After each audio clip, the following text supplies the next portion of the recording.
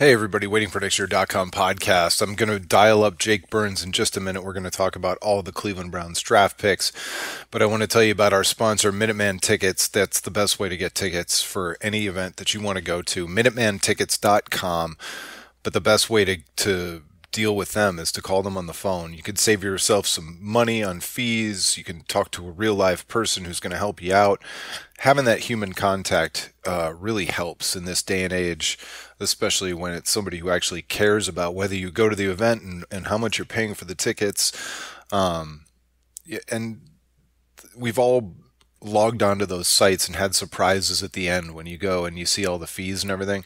So MinutemanTickets.com, check out the tickets that you're looking for, then give Scott or Matt a call at 614-943-3000, 614-943-3000. Tell them that Waiting for Next Year sent you. Tell them that I sent you. MinutemanTickets.com. All right, here's Jake Burns. Waiting for next year.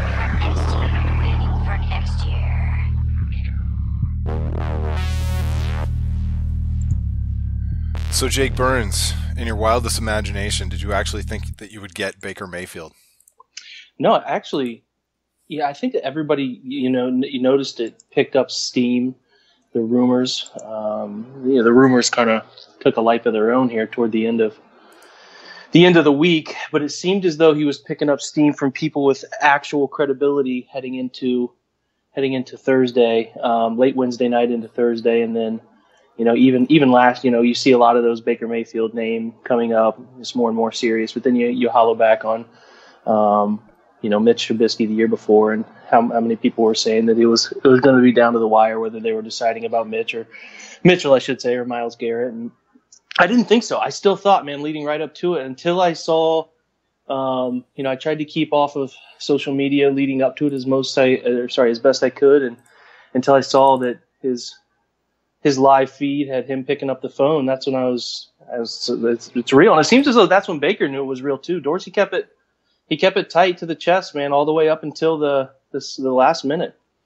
Yeah, I assume that every pick along the way there were at least a couple of phone calls, and when I say a couple, I'm talking about the later picks too. I'm sure there were some just checking in, making sure you still want to use that first pick. Just want to, I'm sure there were like 5 or 6 of those, right? Oh, I'd have to think, but when they showed, I don't know if you caught that, when they showed the first glimpse of the Browns war room, quote unquote, there, they just looked calm. They looked like they knew what they were doing. They didn't seem to be fielding anything. At least the guys answering phones in there didn't seem. I mean, Hugh Jackson was kicked back and he's pumping fists with, John Dorsey, and all the names that we've become accustomed to, the Alonzo Highsmith, Elliott Wolf, are all in there, and they seem pretty calm and composed. So I think that there was probably a decision was made. I would imagine the 6-week time frame that was reported is probably accurate. They all were clearly leaning that way, but they did a good job of playing it off, going to Sam Darnold's pro day and sending the whole group to Josh Allen's pro day. As you know, they didn't attend Mayfield's pro day. I can't remember what they had going on Mayfield's pro day. They were hosting something, or I can't recall, but there was something going on during Mayfield's pro day that for a reason they couldn't be there, and that kind of threw everybody off the scent too. So, I think that people probably missed some signs, and which is especially interesting because with the first pick in the draft, you almost don't need to throw signs. There's one. The only thing more interesting than the game theory of being super secret would be figuring out what everybody starts saying after you tell them, yeah, we're going to take Baker Mayfield, and seeing what that does for the number 4 pick. Yeah, well, I think there's probably a mixture of it. A lot of us as fans, we overthink it. I think we think that there are all these we moving overthink parts everything. Oh, for sure. And I think that we think we try to take every single thing that, John Dorsey steps right. Well, did he mean to step left, or what was going on there? What was he thinking? So I think it's interesting, and perhaps Craig, they weren't actually trying to play it off. I mean, I would imagine they were going to go do their due diligence and in California, looking at both Josh Rosen and Sam Darnold. I imagine they all wanted to see what Josh Allen looked like in person too, because I would imagine they didn't get to any of his games live. So they're doing their homework, which makes sense. It's the right thing to do. And at the same time, you throw the scent off Mayfield. And when you throw the scent off Mayfield, you have the teams behind you start to throw out who they like. And I don't know if you caught any of this morning.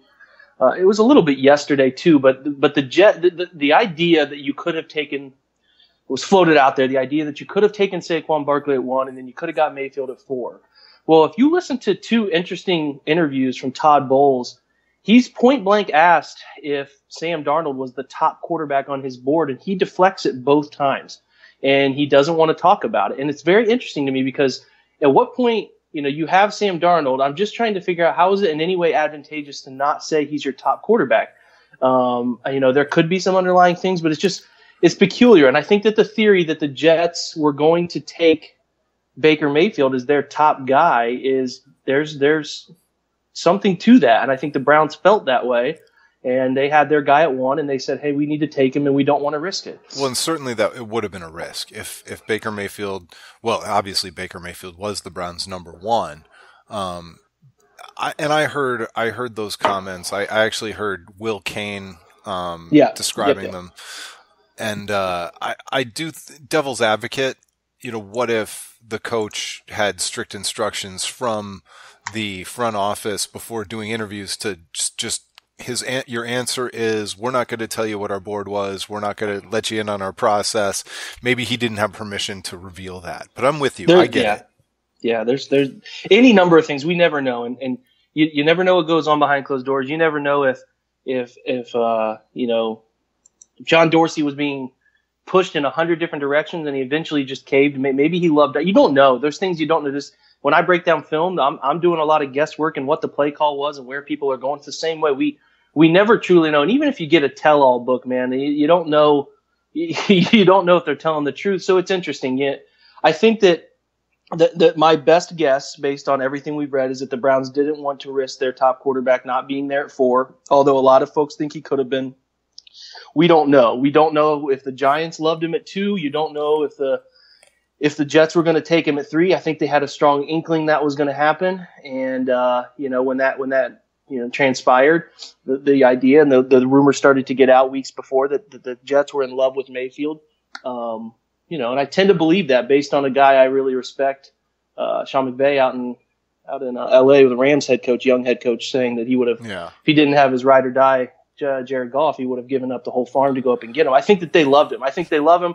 The NFL obviously the NFL values him a lot more than just the novice fan. So there's something to it. I think that there are obvious, and we'll talk about this, I'm sure, but there are obvious parts of Mayfield's game that have to improve, but there are some, there's a lot more really, really good stuff there than things that need to improve. When I was on record saying that I was in support of Mayfield as long as the team could check all the boxes that guys like you and I can't possibly check, stuff that happens in interviews and background checks and whatever else. I don't think that we need to necessarily go over all the reasons why you liked him as a prospect, but I do want to bring kind of an argument to the table without I don't want to just bring up an argument so we can both lambast it. I actually want to give it some airtime and some credence. Because I got into a very long conversation on Twitter today with Travis Yulee from the Nail Pod, also kind of part of the Waiting for Next Year podcast team or whatever, what have you. His idea is that no Big 12 quarterback has ever been a wild success in the NFL, and until such time as one of them proves that they can do that, he's skeptical, or maybe he feels like this was a bad pick. My argument against that was that I don't think that that's a relevant fact. I think all quarterbacks who make it in the NFL are kind of anecdotes. You've got guys like Joe Flacco who make it to a certain extent out of places like Delaware. You've got Russell Wilson. Does the ACC or the Big Ten get credit for Russell Wilson? Is the MAC golden because of Ben Roethlisberger? These are the questions. So I don't necessarily just buy into the idea that the conference you come from is a factor that eliminates or brings you into the conversation, because I think it's a group of individuals who are drafted into wildly different systems in the NFL, systems and situations in the NFL. But the track record for the Big 12 is undeniable. It's bad. So what do you make of that argument? I think that everything you said there is factual. I do not think that there are patterns that are tangible indicators of what conference-based guys are going to perform well, or you would just see quarterbacks taken from the Big Ten. And that's not the case. It is random. It is not a proven system. It's why a quarterback is the most tough to predict. The most, it's a position that so few people can get right on a consistent basis. And it's a lot of the reasons that you said. A lot of it is the situation you're going into, the people surrounding you, and the plan for you when you're there. Because, as hard as it is to play quarterback, there are so many factors around you that have to be right to get it right. So I don't buy into the idea that just because Baker is from the Big 12, it's not going to work. A guy I think that Kansas City put their stock into last year, a name that a lot of people love, is Patrick Mahomes, who is obviously still very unproven, but had an excellent Week 17.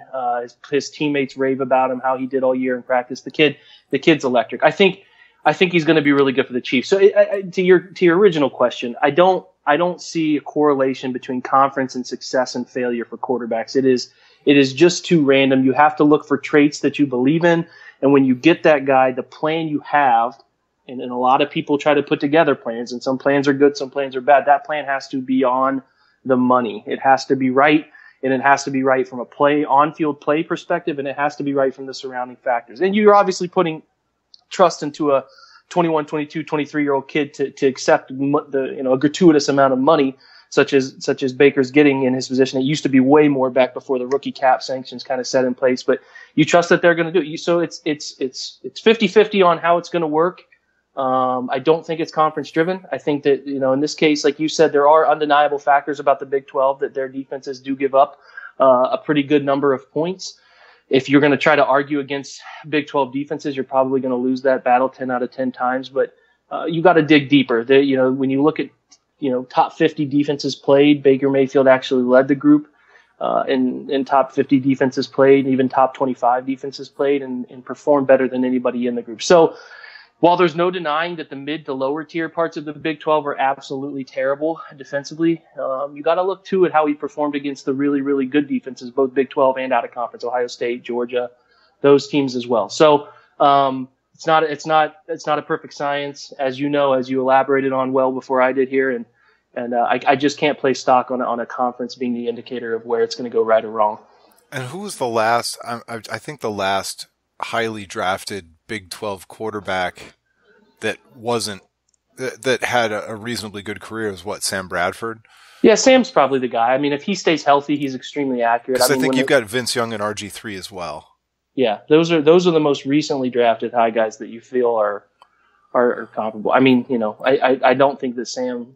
And to that point, RG3 is an interesting one because he was drafted and they catered a system to him which worked early on, and then he seemed to kind of have a falling out with them and wanted to become something different, and the cult of personality of RG3 kind of backfired as well. But it's hard to, again, you look at these guys and what happened to them in the NFL, and it does not tie back at all to the style of system they ran in the Big 12. Yep, that's true. It's all true.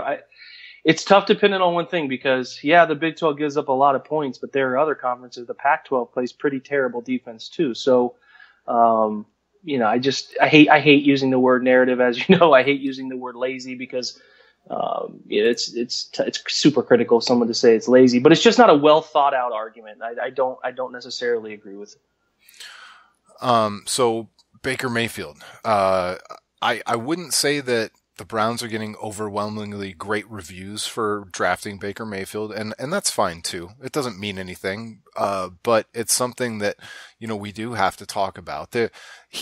As much as I do like the pick, and I'm hoping it works out and he ends up becoming a very good quarterback for the Browns, and I feel very good about the plan they have in place right now where Tyrod Taylor is available to keep him off the field, at least in the early going.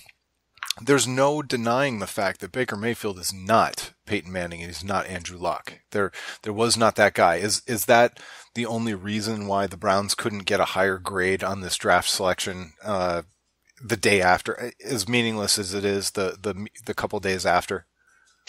Probably. I don't like to say it, but with Mayfield, a lot of there are stigma factors that come into play, and they're so obvious because we've all heard them. And I'm not saying that he's graded a certain way by the guys who are very intelligent because of it, but it is a factor. I think that, people look at the correlation between what Cleveland had in 2014 and what happened as a result of what happened with Johnny, and they tie Baker into it. And I can argue, we can have a 60-minute podcast on the merits of that discussion, and is it fair or is it unfair? There are parts of it, Craig, that are very fair, and there are parts of it that are unfair. And I think that certainly ties into it. You get people recalling that stigma that came with him. The under 6'2" stigma comes into it too. He's right about 6'1". I would argue that's more than just a stigma. That's so where I discount the Big 12 thing. I agree that the under 6'2" is something that he's going to have to prove wrong. I think that's legit. Yeah, there is. There's no doubt about it. I read a stat today that you think this stuff, but you don't really know a perfect number. That only 13% of games started since between 1996 and 2018 were started by quarterbacks 6'1" or shorter. So that's data. I mean, it's a fact. So. But a lot of these guys who are under 6'2" get weeded out. They don't even get opportunities in college. So 100%. They don't even get it in high school a lot of times. They get converted to other positions. Absolutely, and it's rare because I have a kid that I coach. I was an offensive coordinator over in Newark who I coached, who's a 6'2 and a half, 6'3" kid, who I think is really athletic, plays Division II ball, really good player. Hoping he signs somewhere today. I need to check with him, but. He's the size you want, but he doesn't run. He ran like a 5.25, and his hands were smaller. So what Mayfield had is a rare combination of explosiveness. His vertical, his broad was good. He's built pretty barrel chested, so his reps in the bench press were good. And these aren't things that are going to decide whether he makes it or breaks it, but he's a good athlete. So you have to be, if you're going to be short, and this is what they always say, if you're going to be of the size of 6'2" or shorter, 6'1" or shorter, everything else you have has to be as elite as it comes. And I think that and I like how thick he looks because he doesn't look breakable.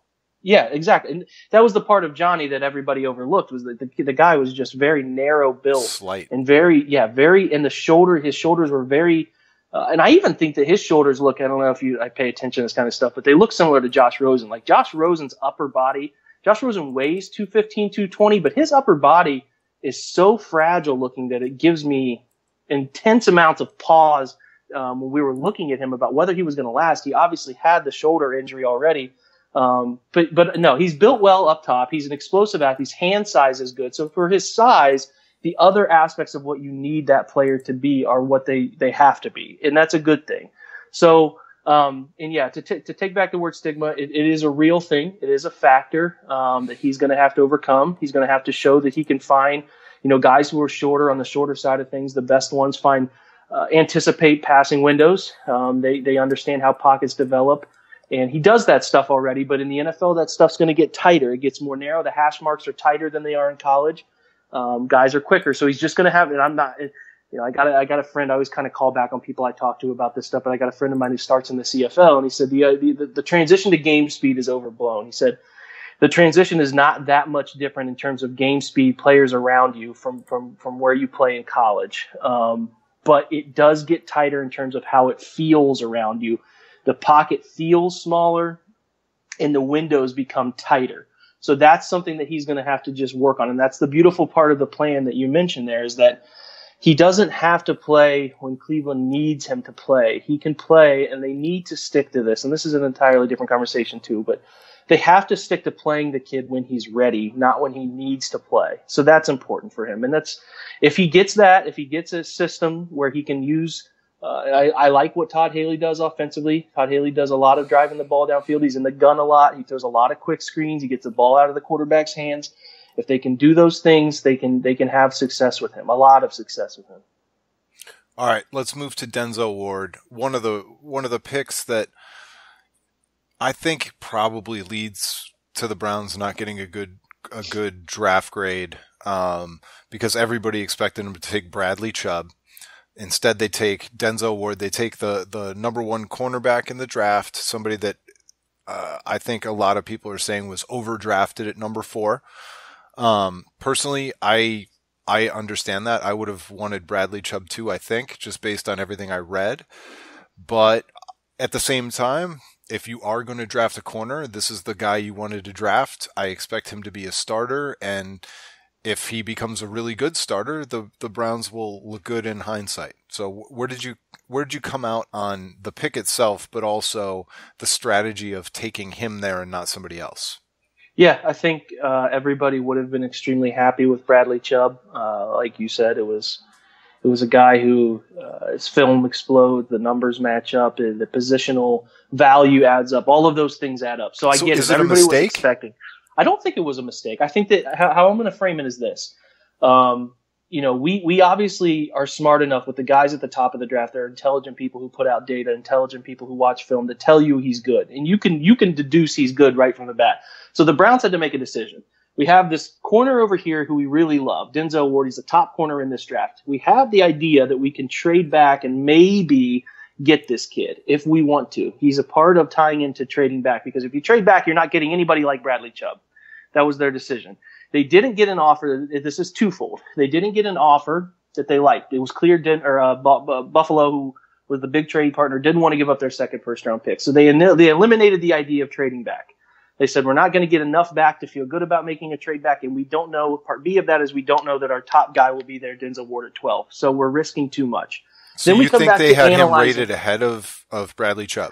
I do, and here's why. So they had to analyze it.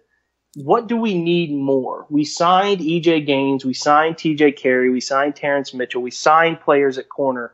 We still have Jamar Taylor. We still have Howard Wilson, but we don't feel comfortable with those guys. If we don't take this player here, Denzel Ward, our top corner, how do we feel about that position blank? Currently we have Emmanuel Ogbah. Currently we have Myles Garrett. How do we feel about that position if we don't? It felt to me like, Craig, they said these two are equal players. These two are they're both highly important positions, the two most important positions on the defense. We think they're equal. Which one do we need more for the future and for right now that can help us in a spot that we need more help going into next year? And I think that's how they decided it. They decided this kid is a position of importance. We think he's every bit as good as Bradley Chubb. We need that position more for long-term stability. We need it because we need to be able to stop A.J. Green in this division. We need to be able to stop Antonio Brown, who's religiously killed the Cleveland Browns. We need to lock this spot down with the best man-to-man corner in this draft. And I don't think it's very close on anybody else as a man-to-man corner. Maybe Isaiah Oliver, but he's got so many other glaring weaknesses that Denzel Ward just made the most sense. Bradley Chubb is a great player, but I understand where they were coming from and saying we feel good about who we currently have at defensive end, that we can still generate enough pass rush as we did last year when we had lockdown coverage. So that's just where I think they're at. They graded them pretty equally, and they said which one do we need more, and which, because they're equal positional value. You're not deciding between a Mike linebacker like Roquan Smith and Bradley Chubb. You're deciding between a corner, which is a higher level of importance in the NFL these days. So that's where I think it went. It's a toss-up to me. I love both of them.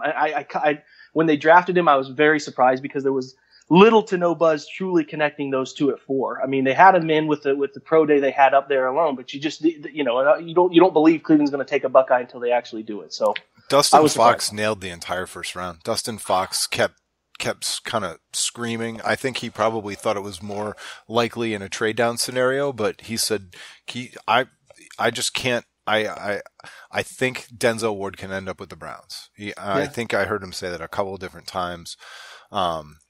All right, let's keep moving. We've spent a lot of time on the first two picks, which makes sense. Last thing, speaking of narratives and whatever else, I will not pay attention to anybody who blindly compares this to Manziel and Gilbert, because it was the same two positions. That's just silliness. It is ironic, though. It's very ironic. But sure. No, they're just better. They're just better football players. Denzel Ward's background is so much better than Justin Gilbert. And Johnny Manziel, although, And they actually scouted these two guys as opposed to whatever Ray Farmer was doing? That's accurate. That's the big difference. And Baker's just a better football player. So, All right, so another kind of a surprise pick, the first pick in the second round, Austin Corbett. If you believe what Joe Thomas was saying on his podcast with Andrew Hawkins, this is probably the right tackle that the Browns just drafted. Austin Corbett has played all over the offensive line. Probably Sean Coleman is going to move over to left tackle. This kid's going to slot into right tackle. And it makes a lot of sense when Joe Thomas says that. Yeah, I think everybody was pretty surprised because Connor Williams' name was there, and everybody really wanted. I did not like Connor Williams very much. He's built like a guard, injury history, little bit of a quirky personality. I just wasn't sure. Where's Connor Williams from? He's from Texas. He also played at Texas. He was drafted by the Cowboys too. So, in case you guys didn't know, I'm not a draft Nick, so I have to ask these kinds of questions. No, it's a fair question. It was Mike McGlinchey who went 9 to the 49ers, and Connor Williams were kind of the two big tackle names that were out there. So I was a little bit surprised, but I thought when it happened, it made a lot of sense. A lot of film on Corbett. I have to watch more tomorrow morning, but a lot of what I've seen in flashes from him is a really nice mean streak at left tackle. Feet are pretty good. I think the feet are a little bit better than Joel Bitonio coming out, because a lot of Bitonio obviously was playing left tackle as well. Very good in hand control, very good in balance. I actually think he will get a crack at left tackle. I know what Joe Thomas said, and I don't disagree with anything Joe Thomas says. The guy's millions more insight than I do. And Joe Thomas also commented on his feet, so they were really, really good. Yeah, they are. He came in. His story's interesting, Corbett. He came in as a 230-pound walk-on to Nevada, which you can see that trend happening here with the draft. But they came in as a walk-on, 230 pounds. Obviously a weight room nut, grew, matured, 3-year captain, which is super rare, obviously, to be a captain as a sophomore. So, players love him, coaches love him. You couldn't get higher reviews for a player. He'll obviously mesh well with Joel Bitonio. He obviously will have a connection with the draft class of guys who were overlooked initially and now are getting their shot. So good player. He'll get a crack at left tackle. I think the same way they'll probably give Corbett snaps at left tackle and right tackle. They'll give Hubbard shot at right tackle and left tackle, who they brought in from Pittsburgh, and they'll give Sean Coleman a chance. They're going to put those three out there and let them try to figure out which one does the best in camp, and they'll go from there. I like having three options as opposed to two. The interior of the offensive line is obviously set. They feel good about that. So good pick overall. It's grown on me as time's worn on over the past 2 days. All right, that brings us to Nick Chubb. The Browns get a Chubb. Nice.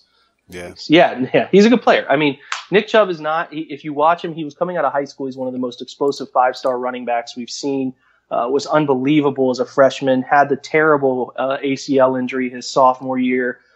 Came back from it, and produced his last 2 years. He is very productive between the tackles, which will be a nice balance with Carlos Hyde and Duke Johnson.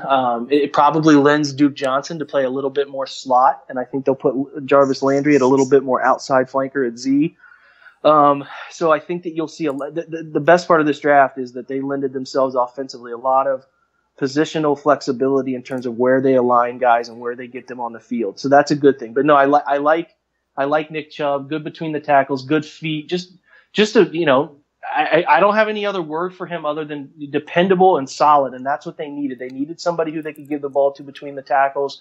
If they want to get under center, he can obviously handle the inside zone from the gun. Good power runner. He has goods. He ran in the 4.5s at the 40-yard dash in Indianapolis, so he can run. He doesn't have Sony Michel next level, like he doesn't get caught from behind or he doesn't erase angles quite like that, but he can make long runs when given the opportunity, and you better bring two guys because his thighs are massive. The guy's built like a Mack truck. So you better, he had some really good stats after contact, but I can't help but think that this will forever be thought of as the why not Geis pick.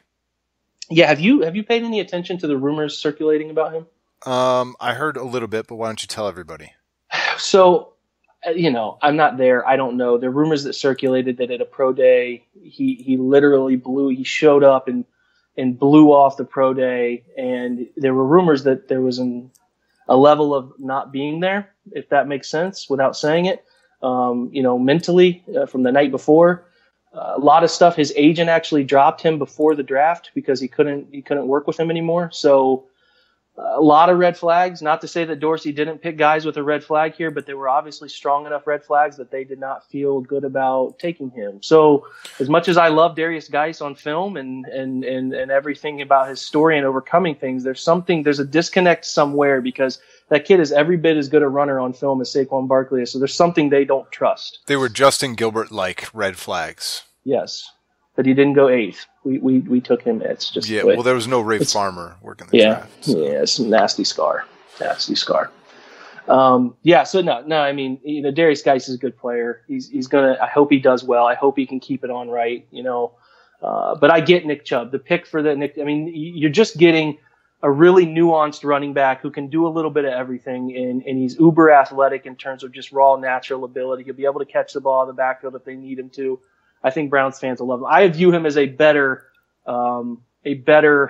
Isaiah Crowell, a better runner, a better vision back than Isaiah Crowell. And Isaiah Crowell, for all the flack that he received in his time here, he produced pretty well, and he was durable. So I think that they upgraded that position immensely this offseason. Well, it's funny. I thought the Carlos Hyde signing, in theory, if he continues what he did last year and continues to progress, Carlos Hyde signing was pretty good, but it was no sure thing. So I was happy to see them add to the pile. There were a lot of people who were like, well, they got Hyde and they already had Duke Johnson, so this was just not a waste of a pick, but something that could have been more efficiently used in building a roster to compete this year for the Browns. Yeah, I mean, it could be viewed that way. I was wrong. I thought they wouldn't go running back until 64. The buzz grew about Nick Chubb connected to the Browns overnight between Thursday and Friday. I mean, I get it. I think that what it tells me more than anything else is they're going to try to use Duke Johnson in a little bit more positional flexibility, putting him in the slot, motioning him out, moving him around, doing different things with him other than just putting him right next to the quarterback this year. So I think we're going to see heavy dose of shotgun-based offense. Carlos Hyde is really effective in the inside zone scheme. That's where a lot of his production and his best production comes from. So I hope that's what we see. We can mix him with Nick Chubb and get Duke some carries out of the backfield spontaneously as well. With, like I said, I think we presume that, Z is going to be somebody that, that Jarvis Landry is always going to line up in the slot. And I don't think that's always going to be the case. I think they're going to move him around all the time. The same with Josh Gordon. So tons of moving parts. I like it. So, what is it? I mean, many Browns fans wanted to see just a tiny bit more of Matthew Days. Is he just gone now? I have to presume. I've heard nothing from the current regime in terms of valuing him. They didn't give him the ball last year to prove himself. He was obviously a part of the kick return game middle of the season to the end of the season, but I imagine he's fighting for his life in camp, and if he gets cut, I would not be the least bit surprised. I don't know how you can carry 4 running backs with a tight cap of a 53-man roster. So my guess is he is probably going to be cut. They would have to do a Ben Tate level cut on Carlos Hyde to keep him, I think. Yeah, they would have to. I mean, with how tight positional value is in terms of on game day, I don't think you can see any value in carrying 4 guys. And I don't know what I'd have to look into it, what the practice squad levels are there, and if they could store him there. But I'd imagine somebody tries to take him. I thought he did a nice job in kick return. They gave him like 7 carries on the year, and they were both, all 7 were in the first 2 weeks, and he didn't do anything necessarily wrong. So, judging what the Browns did on offense under Hugh Jackson last year is really hard to decipher, but I don't get the idea that they value him very much. No, and Isaiah Crowell didn't set the world on fire. There was certainly opportunity for Matthew Days to start the second half a couple of times or something. Absolutely, especially early in those first 8 games, Crowell wasn't himself, and they didn't give him much of a chance. So no, I don't particularly see him as a part. Did you think we'd be talking about Matthew Days today? No, but I love it. It's going deep on the Browns roster. Okay, the producer, the music producer extraordinaire, Chad Thomas, defensive end, Miami, 3rd round, pick 3. Surprising. Didn't see it coming. Didn't test like the guys they typically take there. Ran a little bit slower, but they love the film is what they talk about with him. They love his flexibility as 6'5", 280. He can move inside, he can play it in. I imagine they'll start him at end, and then they will move him inside for pass rushing situations. They want him to shoot a gap, that kind of stuff they're looking from their interior. That's what I expect them to do with Chad Thomas. I think he's going to be inside, outside. The biggest thing I took away, I was having a conversation, obviously on Twitter, because that's where most of my conversations happen, with somebody about, they didn't draft anybody on the interior. We thought maybe dropping Danny Shelton, trading Danny Shelton, that they would try to draft somebody on the interior. I think this is the guy they brought in. They wanted to move him in and out, have flexibility. They have Chris Smith, who they signed. They have, obviously, Larry Ogunjobi they feel good about. They have Caleb Brantley they feel good about. Brantley came on strong at the end of the year. They have Coley. They have Meter interior-wise. So they're good. They feel good about those guys. I think the biggest thing they did this year, is improve the second unit, and I think that's really important because last year when the second unit, especially on the edge, came in, they were embarrassingly bad. So they did a nice job with improving that. All right. Yeah, I was interested by this pick. I guess at this point of the draft, you really are paying attention to your board. You can't just jump around for need. You've got to really take whoever you think is the best possible guy with the most possible upside, which brings us to the fourth round. The Browns not only took a problem child, a potential character issue, but they traded up. So you knew they wanted this dude, Antonio Callaway, wide receiver, Florida. This is, it's person dependent on who likes this move. The kid has talent. You watch film and he is really good in space. He makes a ton of plays. Hey, before you get there, I love it because it's a canary in the coal mine for me to see if the Browns have fixed their ability the personnel department to actually deal with and make the best help a guy make the best of himself coming from a bad situation. It's something the Browns have struggled with for as long as I can remember.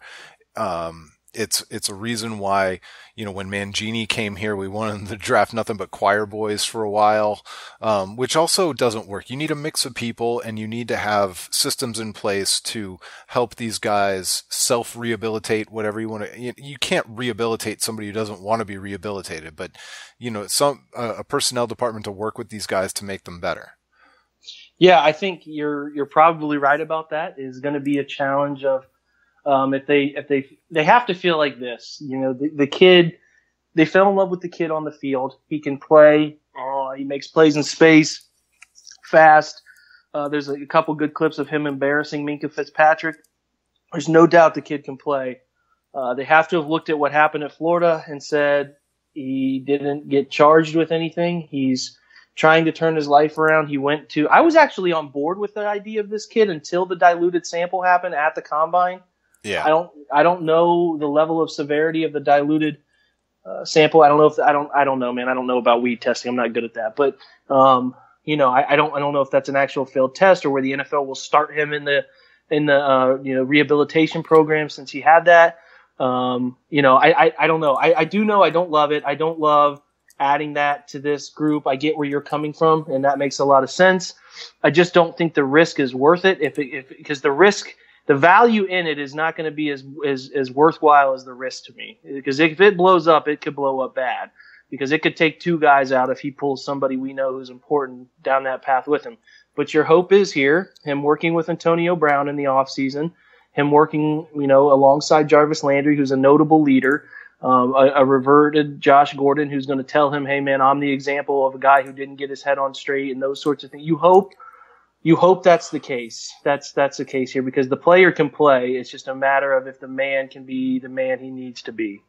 By the way, a diluted sample is what happens when somebody goes to a head shop and gets those special drinks and overhydrates ahead of a drug test. So it's the sign of somebody who's looking to make sure he passed or cover something up.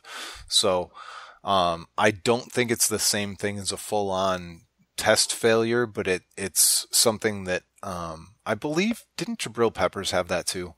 Actually, he did, matter of fact. It's something that has to be addressed with the team. I think they give you another chance. I don't think it immediately enters you into the drug protocol, but don't quote me on that. I'm just guessing. Okay. Yeah, I don't know the fine details of that either. You got way more information than I do.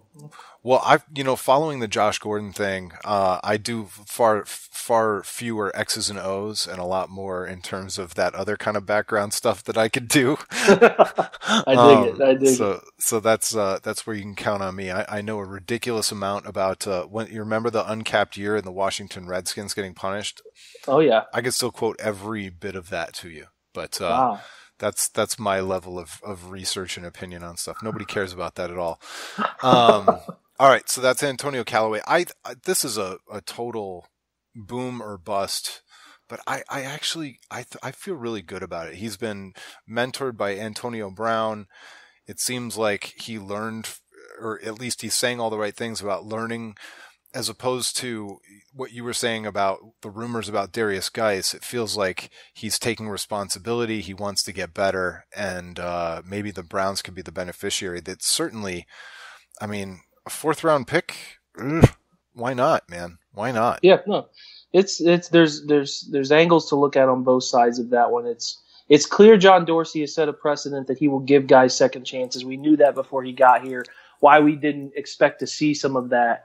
There are people who are upset on Twitter about a couple of, and we'll talk about this, a couple of the undrafted free agent signings were murky in terms of quality of character, and then you mix Antonio Callaway in. But I say, you can't be happy about him taking Baker Mayfield 1 and then also at the same time complain about him giving second chances to some other guys he wants to give them to and trust them. So there's a yin to the yang there. He's obviously found success with it in Kansas City. You hope he finds the same levels of success with the guys he brings in with those questions here too. All right. Genard Avery, linebacker, Memphis, 5th round pick, number 13, 150 overall. I did some research on this guy, but I'm just going to leave this one to you. Yeah, so Genard is a freak of nature athletically. He ran a 4.59. He's a Mississippi State champion power lifter. If you catch a picture of this dude, he is massive, but he runs well. He started 8 games as a freshman, had 5 sacks. He consistently had quarterback pressure.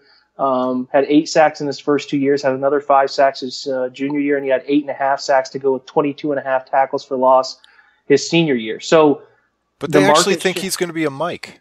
They do, and I'm fine with that because here's, the PFF people have some really interesting, weird stats and some good ones that I trust. And he, just for the layman out there, who plays Mike for the Browns now? Yeah, well, obviously, currently Joe Schobert, who went to the Pro Bowl, and I like Joe. I think Joe's a good player, but I'm about competition. I think it's an okay pick. I mean, he's not set in stone at Mike. He could move. I actually want him to put pressure on somebody who's been underperforming for 2 years in Jamie Collins. That's where I hope he finds the most success. So we'll see. But he is a good depth player. He's a special team committed guy. If you read his interview with the Cleveland Browns media team when he came in, he says all the right things. Going to be a special teams guy until he earns his role and do whatever the team needs. And he's productive, man. He was the second leading pressure generation from the Mike linebacker spot at Memphis his senior year, second in the country. I have a weird connection that I'm trying to work for our website. Actually, small world, but one of my wife's good friends from high school was an academic counselor at Memphis. Worked hand in hand with him, so stayed super close with him.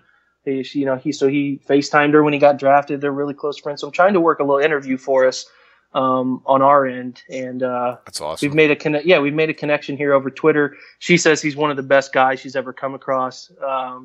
So it's I love it. I just think it's a really good pick. The player, I fell in love with the idea of the player before I remembered the connection that my wife's friend had with him, and she raves about who he is as a person. So. Good player, good pick in the position that they took him, and you needed to add some depth at linebacker. Obviously, Jamie Collins has shown that he's not going to always be the most. And linebackers it's volatile, so you need depth there, and it's a fit for me. All right, Damion Ratley, wide receiver, Texas A&M, big boy, 6'3", 190, and we're in the 6th round, so. Probably don't need to spend too much time, but I love these kinds of gambles on skill position players who have undeniable physical attributes. Yeah, he started at Blinn College, which is where Cam Newton transferred after his Florida days before he went to before he went to Auburn, was paid to go to Auburn. Nevertheless, his dad was paid. His dad was paid. Yeah, worked out a good deal. So apparently he was. The story goes, as I was reading a lot on him, he was watching TV and he thought he was as good as these guys playing D1. Decided to sell out and find a deal, find a scholarship, whatever. And Texas A&M found him. He played a year for him. He only had 30 catches, 600 and some change. But he's a workout warrior. He's tall. On top of being tall, he runs really well, low 4.4s on his 40-yard dash.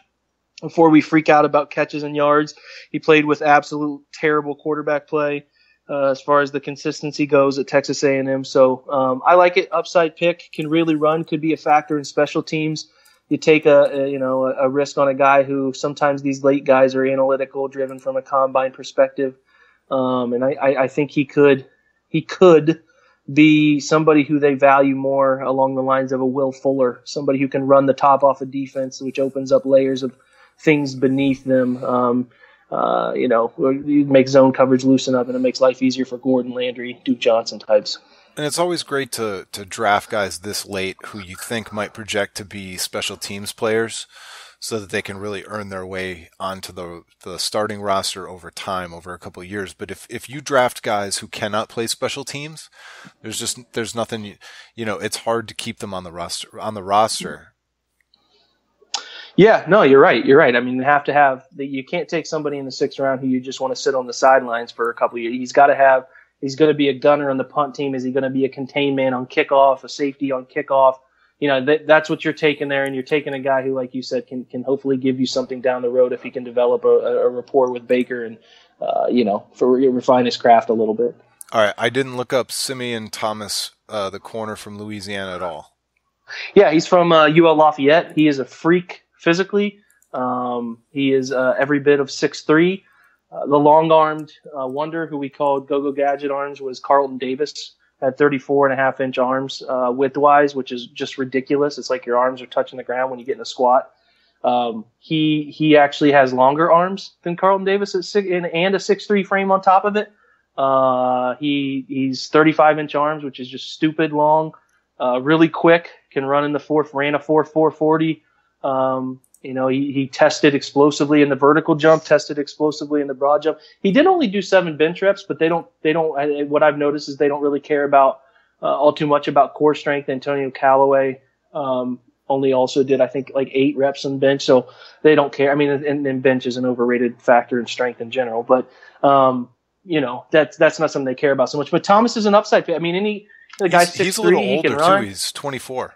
Yeah, he is, and he's got some pretty good film. I hope to highlight for us for the site Monday. He might stick. I mean, the corner room is obviously packed. You have 6 names already on the roster, and they added Denzel Ward and Simeon Thomas. So it's going to be interesting to see what they do with Jamar Taylor. I think is probably out the door. I think they're probably going to say, "Hey man, put up or shut up" in minicamp this year with Howard Wilson. We have to see it, or you're going to be out the door too. And I think that when you bring on this many guys at a position, you sign so many guys at that position, they knew it was a huge weakness, and they attacked it. And I think they got some guys to pick from that are going to produce. All right, man. I feel like I beat you up almost as bad as like Mel Kiper or one of those guys who sat on the draft TV set all day long. 47 minutes of draft talk we've got going here. You just briefly, you did mention some issues, some character flaws, maybe with some of the undrafted free agents.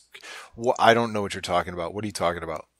They brought in Desmond Harrison, the offensive tackle.